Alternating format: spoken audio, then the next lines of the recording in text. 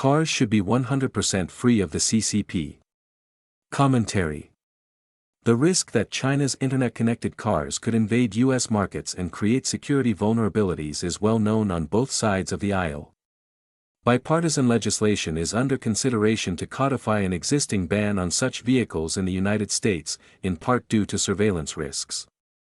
While proposed legislation bans Chinese safety parts, it does not ban other imports from China, including transmissions and steering columns. Aren't steering and brakes just as important for passenger safety? And doesn't empowering China with tens of billions of dollars worth of annual auto parts purchases endanger U.S. national security?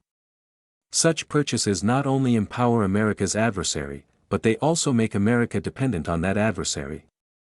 To the extent that the U.S. auto industry becomes dependent on China for parts, Beijing can at any time cut us off, bringing many U.S. assembly lines to a halt. That would pummel the U.S. economy and hurt jobs. In 2025, China's auto parts exports rose by 2.4% to $95 billion. During the first quarter of 2026, they grew even faster at 3.7%. The country's balance of trade in auto parts is improving due to its strategy of import substitution and rapidly improving industrial and technological supply chains. China's impressive balance of trade gives it the foreign exchange to purchase auto parts companies in the United States and elsewhere, which facilitates its technology transfers back to China and the competitiveness of its own auto and defense industries. Of approximately 10,000 auto parts suppliers in the United States, Chinese companies have ownership stakes in about 5%, including makers of transmissions, steering columns, airbags, and auto glass. While only one Chinese company was in the top 100 auto parts suppliers in 2012, there were 15 by 2024. China's biggest auto parts companies often have U.S. federal and state government subsidized factories in the United States. They supply the top U.S. car companies, purchase U.S. parts suppliers, and export auto technologies back to China. Many of the deals were approved by a too lenient U.S. Treasury-led committee that reviews foreign acquisitions for national security implications. Fuyao, headquartered in Fujian, China, supplies autoglass to GM, Ford, and Stellantis. A Chinese conglomerate controls Nexteer, which makes drivelines and steering systems for America's top carmakers. A subsidiary of AVIC, a leading Chinese defense contractor, acquired majority control of Hennigs Automotive and its key anti-vibration technologies in 2015. The technology had applications, and the sale was linked to a sitting U.S. vice president's son. Wanxiang Group, which allegedly has ties to the Chinese Communist Party, has been described as one of China's largest auto parts manufacturers. Its subsidiary, Wanxiang America, settled for $53 million in December for allegedly misclassifying imports from China over 5 years. Although it was aware of anti-dumping duty order, Wanxiang falsely classified its imported will hub assemblies and failed to disclose that those importations were covered by the anti-dumping duty order, according to the U.S. Justice Department.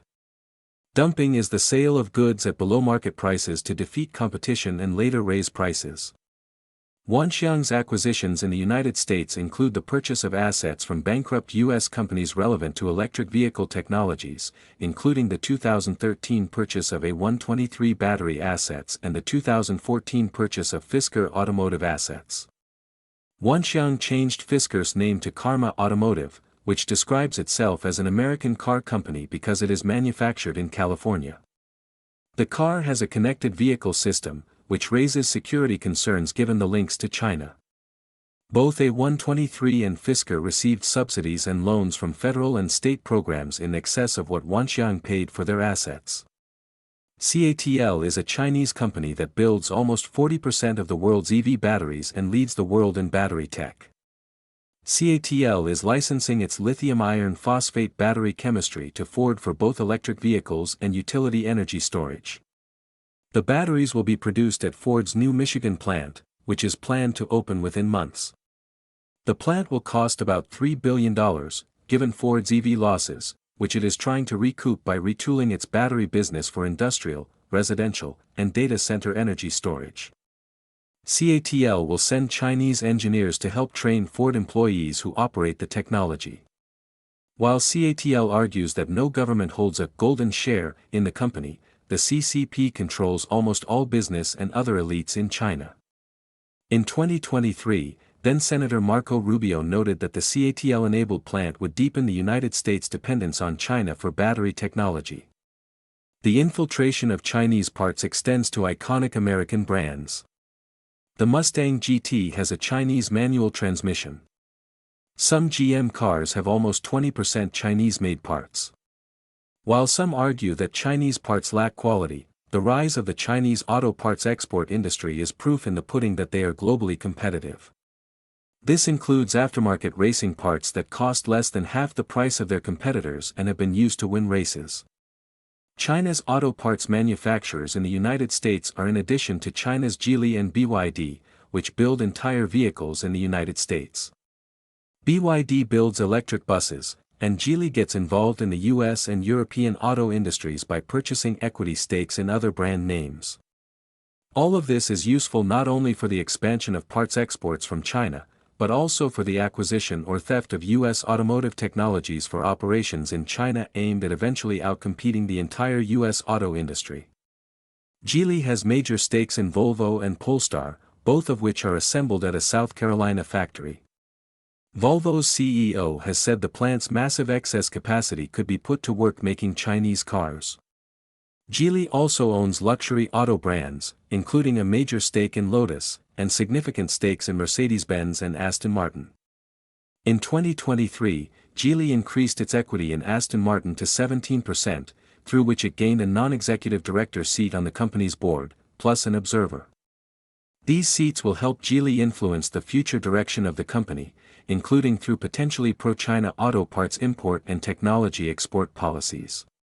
When Geely embarked on its foreign acquisition strategy, it benefited from the Chinese government policy that encouraged foreign direct investment, according to two international business researchers writing in 2024.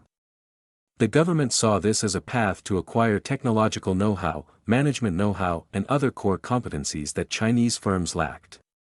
Local communities are starting to oppose China's building of plants in the United States. In 2023, a Chinese company called Gotthaian obtained $536 million in Illinois state subsidies to build a $2 billion battery plant. The plant started production in 2025. Significant numbers of locals opposed the plant, but it has not yet shut down. Locals in Michigan also opposed Gotthaian and were successful in keeping its plant out of the state. China's ownership stakes in U.S. companies and imports of Chinese auto parts pose a risk to the U.S. economy because they are controlled by the CCP. The more auto parts the United States imports from China, the more the United States depends on China and the more leverage the regime in Beijing can impose through impeding the flow of key parts to the United States, for example, during a war over Taiwan or to exert trade pressure. The CCP has already done this to the United States with rare earth elements, which have shut down assembly lines. The solution will not be easy given the CCP's control of the world's second-largest economy, and arguably its second most powerful military. The U.S. government and allies should begin by making greater efforts to reduce China's global exports, including auto parts. This will be difficult when most countries are more concerned with getting imports as cheaply as possible than with the long-term effects on geopolitics. In the long run, the only sustainable solution to the CCP threat is to democratize China, which would remove the danger from over-reliance on its exports and much else.